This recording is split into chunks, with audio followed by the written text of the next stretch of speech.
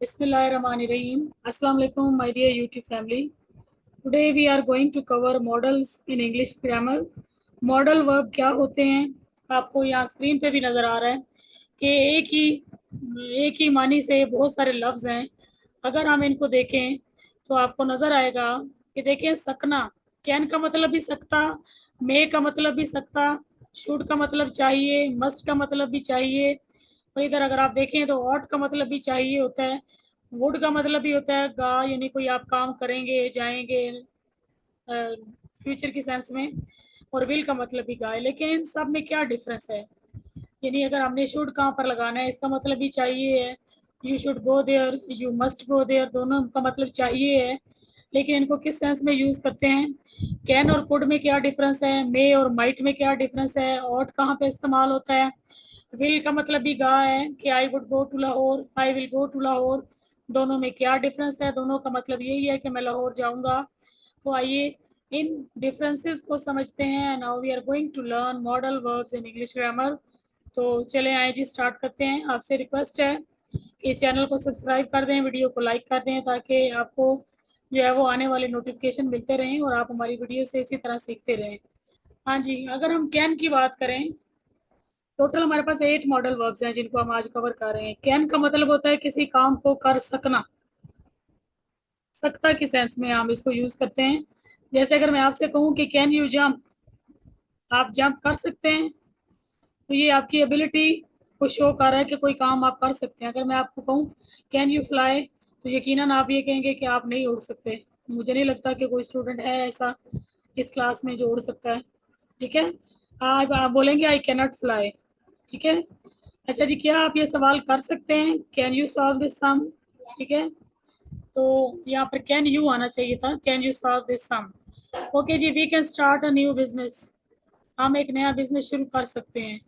तो ये सारी चीज़ें हमारी एबिलिटी को शो कर रही हैं कि क्या काम हम कर सकते हैं और क्या काम हम नहीं कर सकते। अच्छा, इमेजिन करें कोई बूढ़ा आदमी है और वो बूढ़ा आदमी कहता है कि जब मैं बहुत छोटा था ना तब मैं जंप कर लेता था, या तब मैं जंप लगा लेता था। तो इसका मतलब है कि जब हम पास्ट में जाते हैं, आप यूँ समझ लें कैन का पास्ट कुड है। जब आप पास्ट में जाके बात करते हैं तो आप कुड लगाते हैं। और एक रूल आपने याद रखना है कि जितने भी मॉडल वर्ब्स हैं, 8 मॉडल वर्ब्स में सबके साथ हम first form of verb use करते हैं।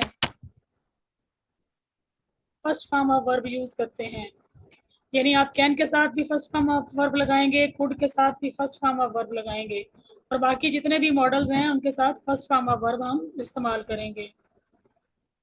I could jump when I was young, यानी जब मैं छोटा था तब मैं जंप कर सकता था। मे भी कोई बूढ़ा है वो बता रहा है। तो जब आप पास्ट की बात करते हैं तब आप कुड लगाते हैं। ठीक है, यू कुड गो देयर, तुम वहां जा सकते थे, यानी पास्ट की बात है, अभी की बात नहीं कर रहे।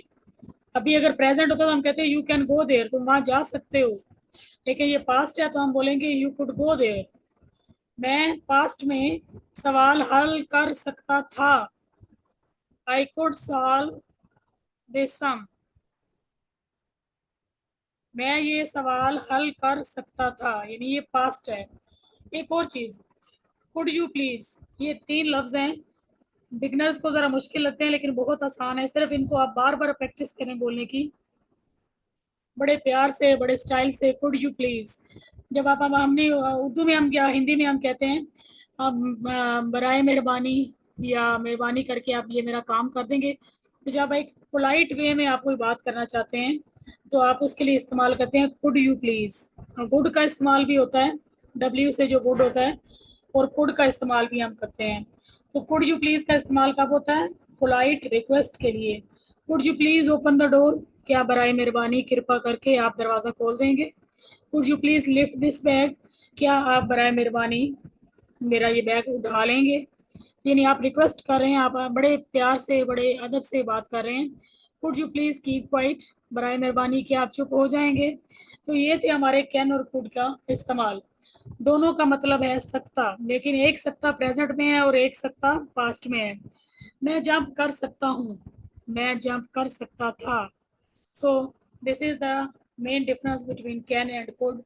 I hope you understand. If you have any question, please write down in the chat box. I am there to answer each and every question. Please write down in the chat box. Did you get my point?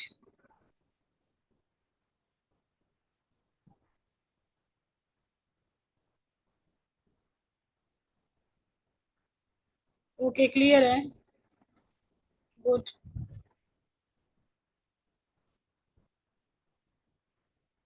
Great. यानी can और could जो है वो आपका बिल्कुल clear है concept. यानी आप प्रेजेंट के लिए कैन और पास्ट के लिए कुड का इस्तेमाल करते हैं. अब आते हैं हम नेक्स्ट स्लाइड की तरफ और वो है हमारी विल और वुड. विल हम यूज़ करते हैं फ्यूचर इंडेफिनिट में. आपको याद होगा जब आपने टेंसेस की क्लासें ली थी तो मैंने आपको फ्यूचर इंडेफिनिट पढ़ाया था और मैंने कहा था कि आप बेशक सबके साथ विल लगा दें तब भी चलेगा. और हमने कहा था कि मैं लाहौर जाऊंगा, I will go to Lahore, I will write a letter. तो जितने भी फ्यूचर में काम है जिनके एंड में गा गी आता है वहां पे हम विल का इस्तेमाल करते हैं. जैसे वो खत लिखेगा, क्या वो खत लिखेगा क्वेश्चन है तो हो जाएगा will you write a letter. क्या तुम लाहौर जाओगे, will you go to Lahore. मैं इंग्लिश बोलूंगा, I will speak English. You will succeed one day, एक दिन तुम कामयाब हो जाओगे. मैं मैच जीत जाऊंगा, I will win the match. I hope this side is clear. अब हम आते हैं इसकी तरफ. वुड. वुड होता है जब आप किसी से कोई सलाह लेते हैं, उसके मन की बात, उसके दिल की बात जानना चाहते हैं. जैसे आपकी अम्मी घर में कहती हैं बेटा क्या तुम चाय पियोगे. तो अब आपकी अम्मी आपसे क्या पूछ रही हैं, आपकी दिल की बात जानना चाह रही है ना. आपसे सलाह मांग रही हैं कि चाय पियोगे या नहीं पियोगे. हाँ जी. अब देखें इसी को हम इंग्लिश में कहते हैं कि क्या तुम चाय पियोगे. हम बोलेंगे would you like to eat chocolate. यानी चॉकलेट की बात हम कर रहे हैं, क्या तुम चॉकलेट खाओगे या खाना पसंद करोगे. Would you like to have a cup of tea. क्या तुम चाय पीना पसंद करोगे. अब है ये भी गे, यानी इधर वाला भी है मैं खत लिखूंगा. और इधर क्या है कि आप दिल की बात जानने के लिए गा गी का इस्तेमाल कर रहे हैं. क्या आप चाय पियेंगे, क्या आप वहाँ जाना पसंद करेंगे, आप क्या खाना पसंद करेंगे. What would you like to eat. तो ये क्या है, आप किसी की सलाह, किसी की दिल की बात, किसी की मन की बात जानने की कोशिश कर रहे हैं. और एक और वुड का इस्तेमाल यूँ समझ लें, जैसे कैन और कुड था ना. कैन प्रेजेंट में इस्तेमाल होता था और कुड किस में इस्तेमाल होता था. Write down in the chat box. Could का इस्तेमाल हम कहाँ करते थे, मैं जब तक पानी पी लूँ. जी. कुड का इस्तेमाल हम कहाँ करते थे. या वेरी गुड, इन पास्ट. हम पास्ट में कुड का इस्तेमाल करते थे. इसी तरह जो वुड है इसका इस्तेमाल भी हम पास्ट में करते हैं. देखिए जी अब पढ़े ज़रा. When I was a child, जब मैं बच्चा था, आई वुड प्ले क्रिकेट, में क्रिकेट खेलता था. ठीक है. He would not spare anyone in his rule. अपने दौरे हुकूमत में वो किसी को नहीं बख्शता था, किसी को नहीं माफ करता था, यानी उसकी गलती पर किसी को नहीं छोड़ता था. ठीक है. तो ये पास्ट में हमने वुड का इस्तेमाल किया. देखिए अकबर बादशाह आपने पढ़ा हुआ है, मुगल बादशाह था. तो अकबर क्या था, Akbar was very honest and he would never forgive any dishonesty. वो किसी भी बेईमानी को माफ नहीं करता था. जब आप पास्ट में जाके बात करते हैं तो आप उसके लिए वुड का इस्तेमाल भी करते हैं. एक और वर्ड भी होता है, मैं अभी उसका नाम नहीं लूंगी क्योंकि फिर आप कंफ्यूज हो जाएंगे कि बहुत ज़्यादा चीज़ें जो है वो मिक्सअप हो जाएं तो फिर कुछ भी समझ नहीं आता. अच्छा जी. यानी वुड का इस्तेमाल हम करते हैं पास्ट में. When I was a child, जब मैं एक छोटा बच्चा था तो मैं मैच खेलता था, क्रिकेट खेलता था. वो अपने दौर में किसी को माफ़ नहीं करता था. Mute your mic please. Akbar was very honest. Akbar बहुत ईमानदार था और वो किसी बेईमानी को भी माफ़ नहीं करता था. तो ये देखिए आपने वुड का इस्तेमाल, यहाँ पर वुड, यहाँ पर वुड का इस्तेमाल और यहाँ पर वुड का इस्तेमाल हमने पास्ट में किया है. और ये वाला विल का इस्तेमाल हमने कहाँ पे किया है, फ्यूचर में. This is future and this is past tense. और इसको इसके अलावा हम मन की बात जानने के लिए भी कह सकते हैं. इसकी एक बहुत अच्छी एग्जांपल आपने अपने दिमाग में स्टोर कर लें. Would you like to have a cup of tea. Would you like to have a cup of tea. हाँ जी. आगे हम देखते हैं मे और माइट. अब देखें जब हम किसी चीज़ की पॉसिबिलिटी को शो करते हैं, जैसे हम कहते हैं बारिश होने का इम्कान है, और अगर इम्कान ज़्यादा हो तो हम मे का इस्तेमाल करते हैं, और अगर इम्कान कम हो तो उसके लिए हम माइट का इस्तेमाल करते हैं. ठीक है. हाँ जी. आज बारिश हो सकती है, इम्कान ज़्यादा है. It may rain today. ये ऊपर वाला उल्टा हो गया, इसको इधर होना चाहिए था और इसको इधर होना चाहिए था. ज़्यादा इम्कान के लिए क्या लगेगा, मे. और कम इम्कान के लिए लगेगा माइट। ठीक है। अच्छा जी, आज बारिश हो सकती है, बारिश होने के चांसेस जो हैं वो तकरीबन 80% है, तो आप बोलेंगे इट मे रेन टुडे। अगर बारिश होने के 10% चांस है तो फिर आप बोलेंगे इट माइट रेन टुडे। मैं वहां जा सकता हूँ, मेरे जाने के चांसेस बहुत ज़्यादा है, मेरा पक्का इरादा है, आई मे गो देयर। लेकिन अगर मेरे जाने के चांसेस बहुत कम हो तो I will say I might go there. बहुत ही कम चांस है भाई, मेरा दिल नहीं है, हो सकता है मैं जाऊँ, हो सकता है ना जाऊँ, 10% चांस है कि मैं वहाँ जाऊँ, तो आप बोलेंगे आई माइट गो देयर। ठीक है। इसके अलावा माइट को हम पास्ट में भी यूज़ कर सकते हैं। PM may visit this city. हो सकता है कि हमारा जो पीएम है वो इस शहर को विजिट करे। ठीक है। चांसेस हैं। लेकिन अगर पीएम के आने के चांसेस बिल्कुल भी नहीं है तो आप बोलेंगे PM might visit this city. बहुत ही कम चांस हैं कि प्राइम मिनिस्टर जो है वो हमारे शहर को विजिट करे। इसके अलावा ये तो बताने की जरूरत नहीं है, मे आई गो टू वॉशरूम के मे को हम परमिशन के लिए भी यूज करते हैं, may I drink water, may I leave, और मे यू लिव लॉन्ग। कभी कभी जब हम किसी को दुआ देते हैं तो उसके लिए भी हम मे का इस्तेमाल करते हैं। अब देखिए मे के चार यूज हो गए। एक तो पॉसिबिलिटी कह लें या चांसेस कह लें, ज़्यादा चांस के लिए मे, कम चांस के लिए माइट, और परमिशन के लिए भी मे आई गो टू वॉशरूम के लिए भी मे लगेगा, और मे यू लिव लॉन्ग के लिए भी मे लगेगा। तो मे के कितने यूज़ हमने पढ़े? हमने मे के 3 यूज़ पढ़े, और माइट का हमने एक ही पढ़ा, जब हमारे इम्कान कम हो तब हम इसके लिए माइट का वर्ड यूज़ करते हैं। I hope this is clear to all of you. अच्छा, अगर आपको ये कहना हो कि बहुत ही कम इम्कान है, 10% चांस है कि मैं लाहौर जाऊं, तो आप क्या बोलेंगे? मे लगाएंगे, माइट लगाएंगे? मुझे आपकी चैट से आपकी अंडरस्टैंडिंग और आपकी चीज़ों की माइट, यस। अगर आपके पास कम चांस है और आपके 10% चांस है कोई काम करने के, 20% है, तो आप बोलेंगे might, I might go to Lahore. अच्छा, ये बताएं मॉडल वर्ब के साथ प्रेजेंट हो या पास्ट हो कौन सी फॉर्म लगती है? मैंने आपको बिल्कुल स्टार्ट में बताया था कि जितने भी मॉडल वर्ब्स हैं, जब उनके साथ हम सिंपल सेंटेंस बनाते हैं तो उनके आगे हम first form of verb use करते हैं। चाहे मे हो चाहे माइट हो, इसके बाद आप अगर डायरेक्ट वर्ब लगा रहे हैं तो वो आपका फर्स्ट फॉर्म ऑफ वर्ब होगा। ठीक है। तो हो सकता है आज बारिश हो, इट मे रेन टुडे। हो सकता है आज बारिश हो, इट माइट रेन टुडे। तो ये आपके लिए एक इसमें बहुत ही मजे का सवाल भी है कि दोनों में क्या डिफरेंस है, दोनों में क्या डिफरेंस है। दोनों का मतलब है बारिश हो सकती है, लेकिन चांस पे डिपेंड करता है। ज्यादा चांस है तो मे, कम चांस है तो माइट।